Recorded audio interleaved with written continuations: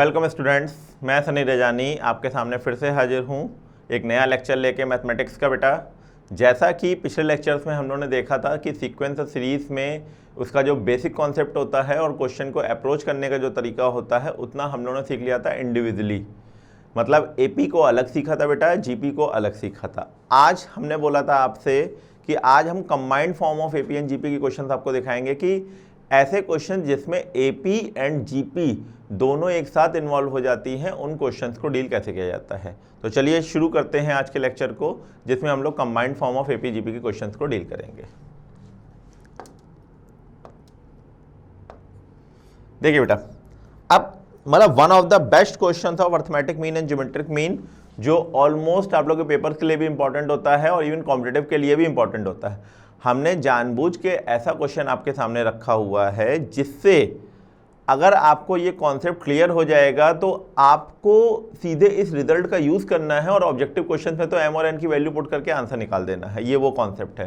तो अब हम आपके सामने शुरू कर रहे हैं क्वेश्चन। तो देखिए इस क्वेश्चन को कैसे कैसे डील करना है, उसको वर्किंग का वे क्या है इसका करने का। बेटा, let the ratio of A M and G M of two positive numbers A and B are M ratio N. तो आपने कहा पहले जरा हम अलग से बात कर लें कि अगर हम ए और बी दो नंबर मानते हैं और उसके बीच में एक अर्थमेटिक मीन ए मान लिया और ए और बी के बीच में एक ज्योमेट्रिक मीन जी मान लिया, तो अगर हम ए की बात करें तो क्वेश्चन में होता है A plus B by two, और अगर हम जी की बात करें तो this is root A B. अगर आप देखिए ए को बात करें तो अर्थमेटिक मीन का मतलब होता है A plus B by two, और जी की बात करें तो उसका मतलब होता है रूट ए बी। और अकॉर्डिंग टू द क्वेश्चन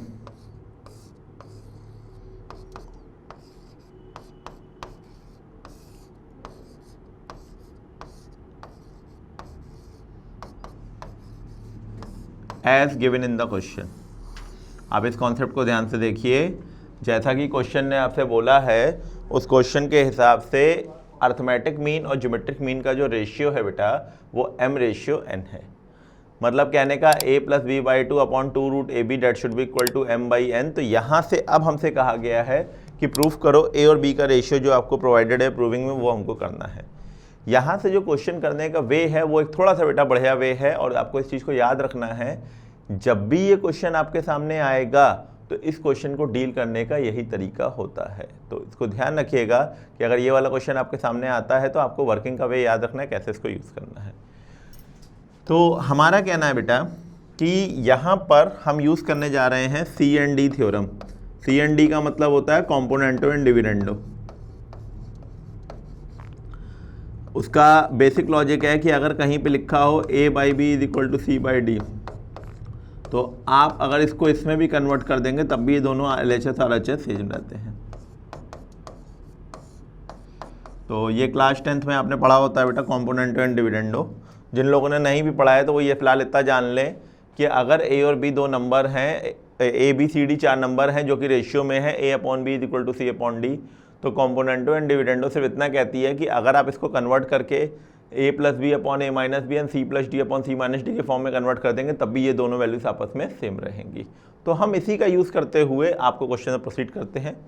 ऊपर वाले ए प्लस बी को ए मान लीजिए, टू रूट ए बी को बी मान लीजिए, RHS में m को c मान लीजिए और n को d मान लीजिए और ये थ्योरम लगा दीजिए। तो आपने कहा अगर हम ये थ्योरम लगाते हैं तो ये आ जाएगा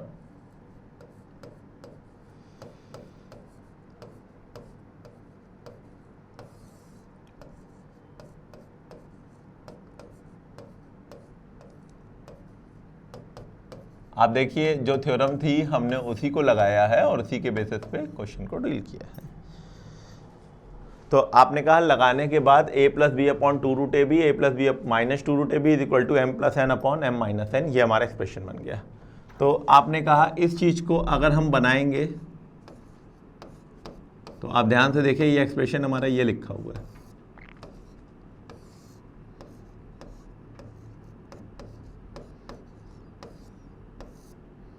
ये बेटा इधर से बनाएंगे तो ये तो यही रहेगा। इसी को बेटा under root both the side ले लो,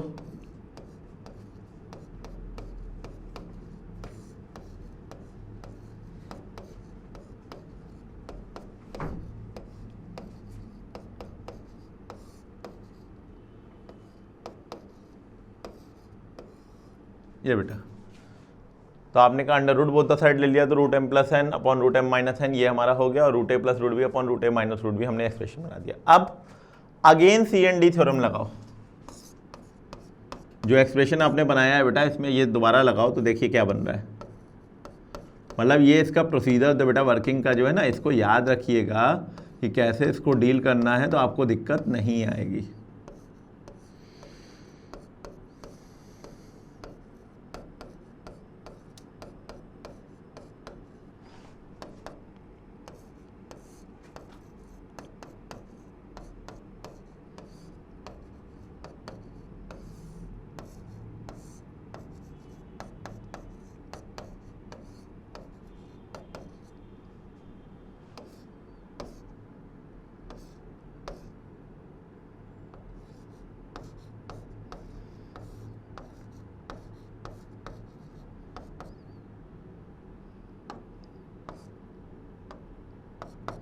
आप देख सकते हैं बेटा जो कैलकुलेशन पार्ट हम कर रहे हैं, सिंपली बस आपने स्टेप बना लिया है और आपको बस करते चले जाना है बेटा, उसमें कुछ दिमाग लगाने वाला ऐसा पार्ट अब नहीं है कहीं पे जो हमको सोचना पड़े।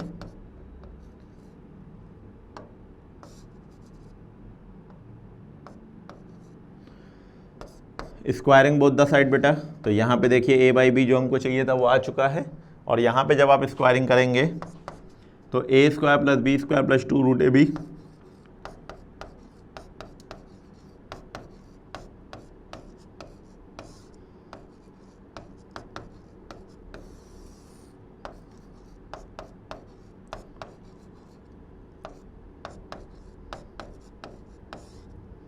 जैसा कि आप देख रहे हैं आंसर आ चुका है बेटा।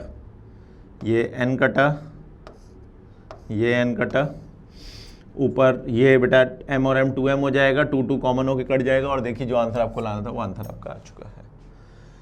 तो इस तरीके से आपके सामने कोई भी क्वेश्चन दिया जाएगा अर्थमेटिक और ज्योमेट्रिक के रेशियो का, तो ध्यान रखिएगा इस टाइप से ही क्वेश्चन को डील करना है। जैसे सपोज करिए किसी क्वेश्चन में दे दिया जाए कि इनके अर्थमेटिक और ज्योमेट्रिक मीन का रेशियो 2:3 है, सपोज करिए, या 3:2 है, वॉटेवर, तो आपको क्या करना है, m की जगह 3 रख देना है और n की जगह 2 रख देना है, बस पुट करके सॉल्व कर लीजिए, देखिए आपका आंसर क्लाइम निकल के आ जाएगा। बहुत सारे क्वेश्चन आपकी बुक में दिए हुए हैं जिसमें अगर आप सिर्फ चेक करना चाहते हैं कि ये आंसर करेक्ट है कि नहीं है, तो आप m और n की वैल्यू रख दीजिए। हमने जानबूझ के बेटा m और n वाला इसलिए कराया है कि ये एक जनरल टाइप है, इस क्वेश्चन को करेंगे तो वो सारे क्वेश्चन आपके डील हो जाएंगे। बाकी वर्किंग पॉइंट ऑफ व्यू से जो करना है क्वेश्चन में, वो आपको इसी तरह से करना है, इसी तरह से आपको दोनों को रख के कैलकुलेशन को करके हमें अपनी चीज़ को डिफाइन करना है। आगे बढ़ते हैं बेटा क्वेश्चंस पे। तो ये पहला टाइप हुआ अर्थमेटिक और ज्योमेट्रिक प्रोग्रेशन में कॉम्बिनेशन में क्वेश्चंस का। तो और देखते हैं बेटा और कौन कौन सी वैरायटीज हमारे पास है क्वेश्चंस की। अब जैसे देखिए बेटा ये दिया हुआ है ज्योमेट्रिक का क्वेश्चन। अच्छा, इन सब क्वेश्चंस में अच्छी बात क्या रहती है ना कि मतलब कभी भी इन सब क्वेश्चन से डरना नहीं। इन क्वेश्चन में क्या है बेटा, जैसा जैसा तुमसे क्वेश्चन बोलेगा तुम वैसा वैसा काम करोगे, तुम्हें सोचना ही नहीं है क्वेश्चन में कि तुम्हें ऐसे करना है कि वैसे करना है। जैसा तुम्हें क्वेश्चन बोल रहा है तुम वैसा करते जाओ, आंसर की सेटिंग अपने आप हो जाएगी। तो आपने कहा जैसे इस क्वेश्चन में बात करें, in one geometric mean G and two arithmetic mean P and Q inserted between two positive number. तो आपने कहा let the numbers are A and B. अगर हम क्वेश्चन की बात करें तो let the numbers are A and B. एक नंबर ए ले लिया है और एक नंबर बी ले लिया है। पहली बार में कह रहा है एक ज्योमेट्रिक मीन इंसर्ट है, दूसरी बार में कह रहा है दो अर्थमेटिक मीन इंसर्ट है। अब जैसा उसने बोला है बेटा वैसा आप क्वेश्चन को फ्रेम करिए, देखिए क्वेश्चन की सेटिंग अपने आप हो जाएगी कैसे क्वेश्चन को अरेंज करना है। तो आपने कहा पहली वाली बात को अगर हम देखते हैं तो पहली वाली बात के हिसाब से कंडीशन आ रही है G square is equal to A B. आपने कहा डन, ये बात समझ में आती है। इधर से आइए बेटा, अगर अर्थमेटिक मीन की बात करें आपसे तो आपने कहा अर्थमेटिक मीन का जो कॉन्सेप्ट होता है उसके बेसिस पे अगर हम आपसे कहें ए पी और क्यू तीन नंबर्स ए पी में हैं तो आप जानते हैं कि बीच वाले का डबल दोनों के सम के इक्वल होता है। पहली इक्वेशन, यहां से ए की वैल्यू निकालेंगे बेटा, ये आ गई 1। सिमिलरली बेटा पी क्यू और बी के बारे में बताएंगे, तो आपने कहा पी क्यू और बी के बारे में बताएंगे तो दूसरी इक्वेशन बनेगी 2q is equal to P plus B, 2q minus P.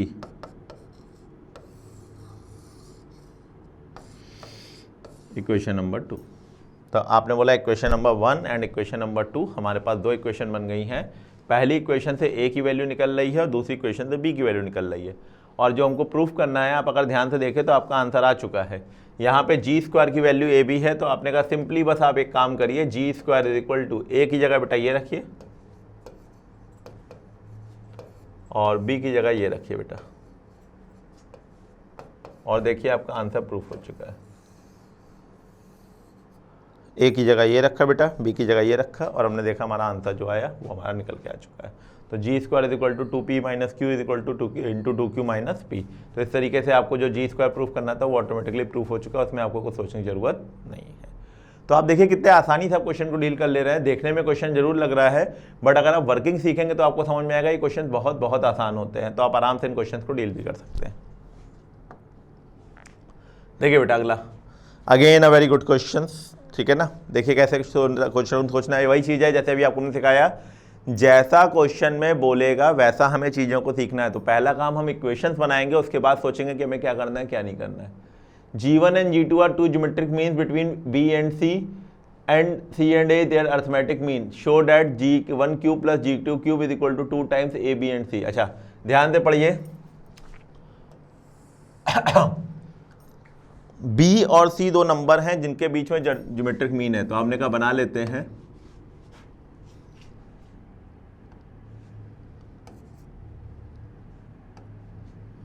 B C G1 G2 ये हो गया बेटा, और B C के बीच में एक अर्थमेटिक मीन A है। तो अब जैसा कि आप अर्थमेटिक मीन और ज्योमेट्रिक मीन की डेफिनेशन जानते हैं, उस बेसिस पे बेटा अगर हम बात करेंगे तो G1 स्क्वायर B G2 पहली equation, G2 square is equal to C G1,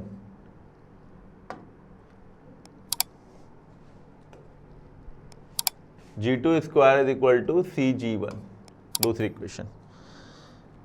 अब इतना बनाने के बाद आपने कहा नीचे से एक और इक्वेशन बन सकती है यहां से, that is 2a is equal to B plus C. This is equation number 3, equation number 1, equation number 2। अब जैसा क्वेश्चन बोल रहा है बेटा वैसे सोचो। अच्छा लगे हाँ, तो एक चीज़ और बता देते हैं आपको बेटा इसमें कि मतलब जो इंपॉर्टेंट पार्ट है क्वेश्चन का, जैसे आपको याद होगा बेटा AP होती थी 1 2 3 4, तो हम बोलते थे जो सम 1 और 4 का आएगा वही सम 2 और 3 का आएगा। मतलब 1 और 4 5 हो जाएगा, 2 और 3 5 हो जाएगा। मतलब GP में जो एक्सट्रीम और बीच में मतलब कि first position last position second position second last position का जो सम होता है वो सेम रहता है। सिमिलरली अगर आप GP की बात करो बेटा 1 2 3 4, तो 1 2 3 4 में 1 2 4 8, 1 और 8 का प्रोडक्ट होगा 8, 2 और 4 का प्रोडक्ट होगा 8। मतलब कहने का ये है बेटा कि जैसे बेटा GP में आपका प्रोडक्ट सेम होता है वैसे ही AP में आपका एक्सट्रीम टर्म्स का सम सेम होता है। इस कॉन्सेप्ट का यूज़ करते हुए हमारा कहना है बेटा कि यहाँ पर अगर हम मल्टीप्लाई करते हैं तो इस कंडीशन के हिसाब से हमारी ये कंडीशन आ रही है, जो मल्टीप्लाई B और C का आएगा वही मल्टीप्लाई G1 और G2 का आएगा। जो मल्टीप्लाई B और C का आएगा वही मल्टीप्लाई G1 और G2 का आएगा। तो आपने बोला G1 G2 का मल्टीप्लाई BC हो जाएगा, और हमने वहाँ पे दो एक्सप्रेशन बना रखे हैं। अब हमने क्वेश्चन से पूछा तुम बताओ भाई तुम्हें क्या चाहिए, तो क्वेश्चन ने कहा कि हमें G1 क्यूब चाहिए। हमने कहा अच्छी बात है, G1 क्यूब पे आते हैं।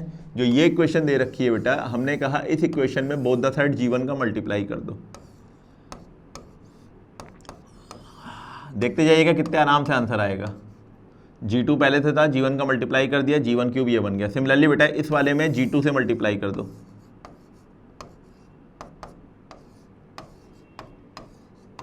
अब आपने कहा हमें क्वेश्चन में कहा गया इन दोनों को ऐड करो, तो आपने कहा ऐड कर लो।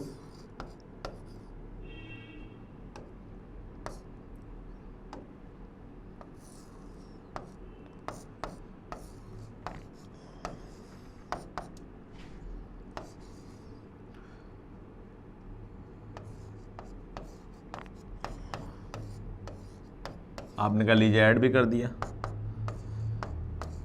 G1 G2 कॉमन अंदर आ गया B प्लस सी। अब आप बताओ B प्लस सी की वैल्यू कितनी थी बेटा 2a, और G1 G2 की वैल्यू कितनी थी BC। दोनों रख दो बेटा यहाँ पर, ये BC हो गया और ये 2a हो गया, तो कुल मिलाकर आ गया 2abc। खत्म। तो इस तरीके से आप अपने क्वेश्चन को डिफाइन कर सकते हैं। मतलब जो भी आपने प्रूविंग देखी, आपने कहा कि जैसा जैसा क्वेश्चन ने बोला था हम सिर्फ वैसा वैसा करते चले गए और आंसर अपने आप निकल के आ जाता है। तो ये चीज़ आपके सामने है कि अगर कोई भी क्वेश्चन आता है ज्योमेट्रिक मीन या अर्थमेटिक मीन के कॉम्बिनेशन का, तो सबसे पहला काम क्या होता है बेटा, कंडीशंस बनाइए। फिर उस कंडीशन में जो जो रिक्वायर्ड है उनको लेते आइए, क्वेश्चन की सेटिंग अपने आप हो जाएगी, कहीं भी परेशान होने की जरूरत आपको नहीं है। पेपर के पॉइंट ऑफ व्यू से इंपॉर्टेंट है बेटा, कॉम्पिटेटिव के पॉइंट ऑफ व्यू से भी इंपॉर्टेंट है। ये वाला क्वेश्चन बार बार पूछा गया है। देखिए बेटा अगला question, this is the question of AP. Actually में ये क्वेश्चन एपी में छूट गया था बेटा, और पेपर्स के लिए काफ़ी इंपॉर्टेंट रहता है। इसकी लैंग्वेज बहुत अच्छी है, इसलिए हमने इस क्वेश्चन को दोबारा डाला है कि बेटा आपके सामने एक बार होके जाए, क्योंकि ऐसा ना हो कि पेपर में ये वाला क्वेश्चन आए और आप फिर कर ना पाए वहाँ पर। क्वेश्चन एक बार पढ़ लीजिए। If the first term of AP is 2 and the sum of first 5 terms is equal to the 1/4 of the sum of next 5 terms. बस ये लैंग्वेज जो है क्वेश्चन की, ये सबसे इंपॉर्टेंट है। Sum of first 5 terms is equal to 1/4 of the sum of next 5 terms. मतलब इसको लैंग्वेज के फॉर्म में दिखाते हैं, क्या है मतलब इसका बेटा, a1 plus a2 plus a3 plus a4 plus a5 1/4 of a6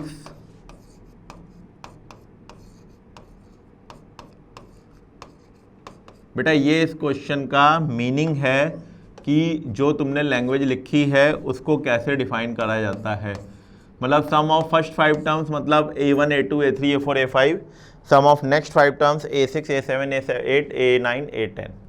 आपने कहा अब इस क्वेश्चन को प्रोसीड करना है और हमें निकालना है। अच्छा, पहली चीज़ आप ये जान लीजिए, आपको याद होगा कि हम लोग बोलते थे SN का मतलब होता है sum of first n terms.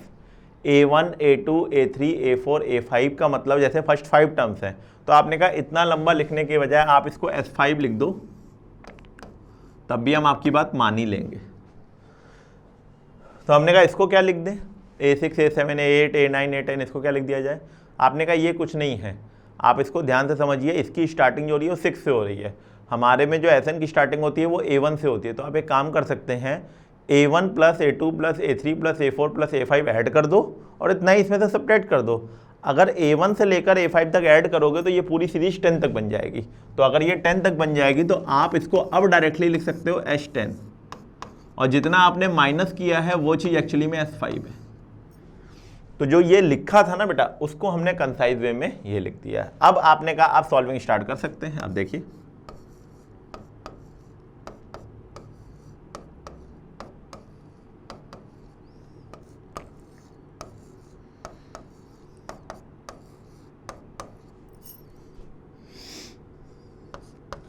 S5 का मतलब हो गया बेटा 5/2 2a1 प्लस 4d 10/2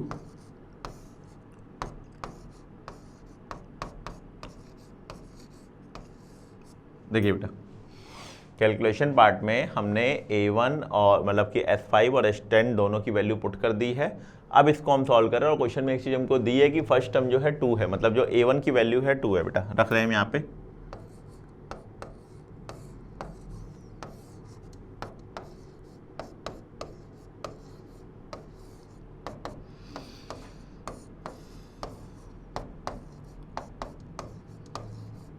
हमने काटा जानबूझ के नहीं बेटा, एक्चुअली में ये कैलकुलेशन ऐसे कट रही है।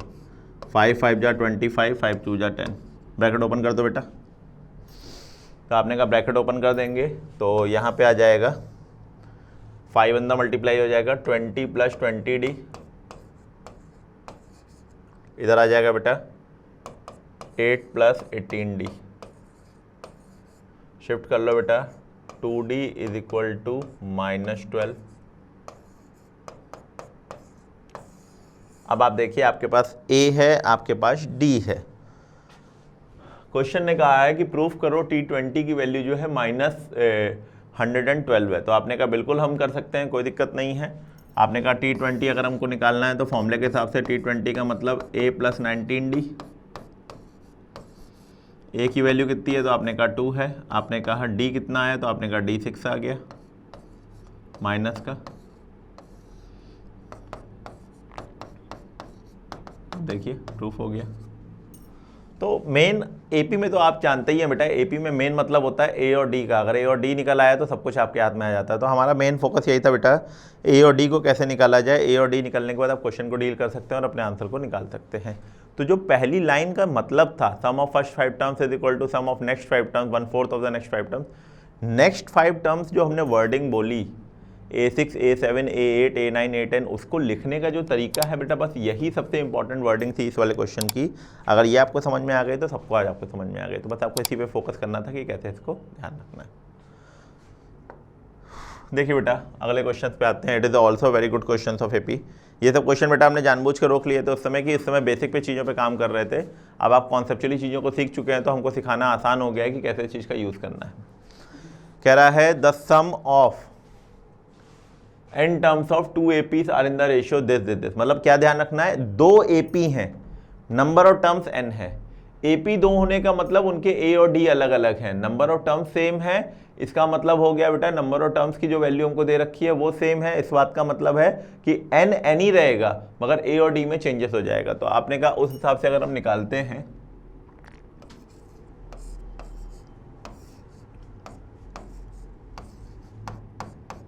पहली एपी बेटा, ये पहली एपी हो गई। दूसरी एपी का रेशियो,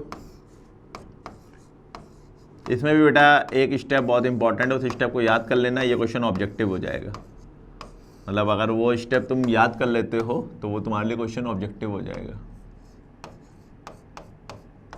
हम कर जरूर वर्क हम पूरा रहे हैं, बट हम ये बताते आपको चल रहे हैं कि अगर इस समय का जैसा पेपर जो आ रहा है स्कूलों में वो ऑब्जेक्टिव है, तो ऑब्जेक्टिव पेपर को डील कैसे किया जाता है ये जरूर हम आपको बताते चल रहे हैं। ये कट गया बेटा, ऊपर नीचे 2 से भी डिवाइड कर दो।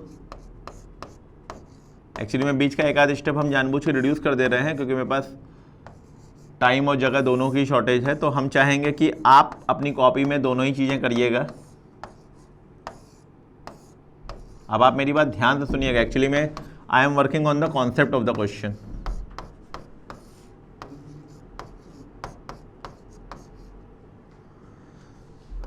यहां तक का क्वेश्चन हर में सेम रहेगा, मतलब ये जो रहेगा वो हर क्वेश्चन में सेम रहेगा, इतना पार्ट हर क्वेश्चन में सेम रहेगा। अब बस बात को ध्यान से सुनिएगा, क्या निकालना है, कौन सा टर्म निकालना है। तो आपने कहा 11 टर्म निकालना है। तो आपने कहा अगर हम साइड में बात करें आपसे तो 11 टर्म का मतलब क्या होता है। तो हमने कहा 11 टर्म का मतलब अगर आप पहली सीरीज से देखोगे तो A1 + 10D होगा।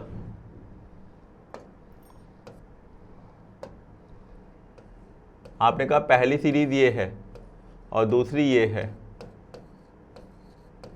आपने कहा हमको ये निकालना है। हमने कहा कहाँ तक पहुंची हो ये देखो।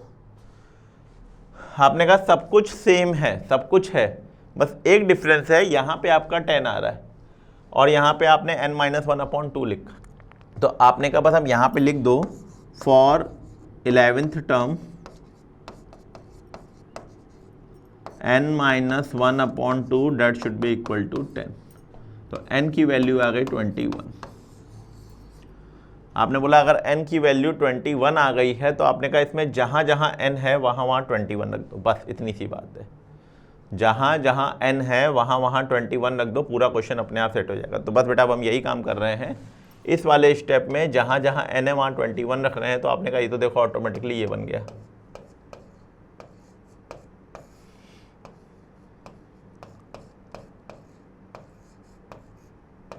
ये हो गया बेटा A1 + 10D1, A2 + 10D2, ये बन गया बेटा। इधर वाले में आओ। आपने कहा यहाँ पे अगर 21 रखेंगे तो ये आ जाएगा 7 × 21, नीचे हो जाएगा 4 × 21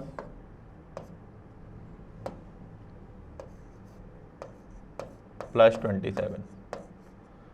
तो बस अब आपको करना क्या है, इस कैलकुलेशन को सॉल्व कर लेना है और जो 11 टर्म का रेशियो है वो आपके सामने आ जाएगा। तो आपने कहा मल्टीप्लाई कर देते हैं इसको, 7 × 1 = 7, 7 × 2 = 14, तो 147 + 1 148 हो जाएगा बेटा ये आपका। सिमिलरली नीचे देख लो बेटा, 21 84 हो जाएगा, 84 + 27।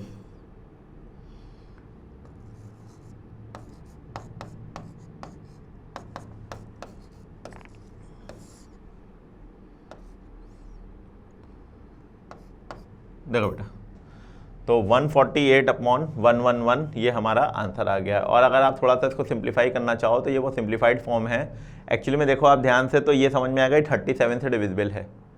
अगर आप इस चीज़ को एनालाइज करोगे तो आपको समझ में आ जाएगा कि कैलकुलेशन सॉल्व भी हो सकती है। अदरवाइज आप पेपर में यहाँ तक भी छोड़ दोगे तब भी कोई दिक्कत नहीं है। और इवन अगर आप सॉल्व करना चाहो तो आप जा भी सकते हो और 37 4 जा और 37 3 जा करके आप देखो तो कट जाएगा आपका, ठीक है ना बेटा। अगर 37 3 जा चेक करोगे तो 111 होता है, 37 4 जा 148 होता है, तो this comes out to be 4/3। तो ये क्लिक करने वाली बात होती है बेटा, जैसे हमें मालूम था तो हमने कर दिया, आपको नहीं स्ट्राइक किया 37 तो आप वहीं पे छोड़ाओगे तब भी कोई ऐसा इशू नहीं है। बट फिर भी ध्यान रखिएगा कि अगर क्वेश्चन कराया आ जाए तो आपको वहाँ पे सोचना ना पड़े, क्वेश्चन आप तुरंत कर ले जाइए। तो इस तरह से आपने देखा कि बेटा एपी में अगर ये वाला टाइप दिया जाता है क्वेश्चन का तो इन क्वेश्चन को कैसे करना है। तो फिलहाल क्वेश्चन हमारे पास और भी हैं, बट हम चाहेंगे अब वो क्वेश्चन आप अपने होम असाइनमेंट के फॉर्म में करें। जैसे हमने एक क्वेश्चन आपके लिए बेटा मोस्ट इंपॉर्टेंट क्वेश्चन है, तो आप इस क्वेश्चन को नोट कर सकते हैं। नोट करके आप हमें कमेंट करके भेजिएगा इस क्वेश्चन को कि आपने क्या सोचा। फिर नेक्स्ट क्लास में हम आपको इसका सोल्यूशन डिस्कस भी कर देंगे कि आपको क्या सोचना चाहिए था जिससे ये क्वेश्चन और आसान हो जाए। तो हम चाहेंगे ये क्वेश्चन आप अपने आप ट्राई करिए और ट्राई करके हमें सोल्यूशन भेजिए, ताकि हम भी देखें कि आप जो पढ़ रहे हैं वो आपको समझ में आ रहा है कि नहीं आ रहा है। और इवन और भी जो क्वेश्चंस हैं आपके जो आपको लगता है कि आपको पूछने चाहिए, आप वो भी भेज दीजिए, तो हमें अपनी क्लास में हम उसको धीरे धीरे करके डिस्कस करते चले जाएंगे। अब सारे क्वेश्चन तो नहीं डिस्कस कर सकते हैं, बट जो क्वेश्चन कॉमनली बहुत सारे हमारे पास आ जाएंगे तो उन क्वेश्चन को हम क्लास में डिस्कस कर दिया करेंगे, तो जिससे हो सकता है आपकी अप्रोच और इंप्रूव हो जाए। तो फिलहाल आज के लेक्चर पे बेटा इतना ही रखते हैं। नेक्स्ट लेक्चर पे जो हम लोग मिलेंगे तब हम लोग के पास अब अगला पार्ट है सिग्मा नोटेशन।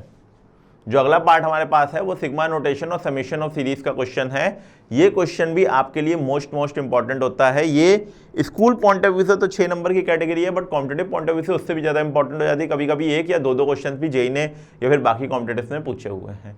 तो कैसे इस चीज़ को करना है उसके लिए हम लोग नेक्स्ट लेक्चर में मुलाकात करते हैं। तो फिलहाल आज के लेक्चर के लिए थैंक यू वेरी मच।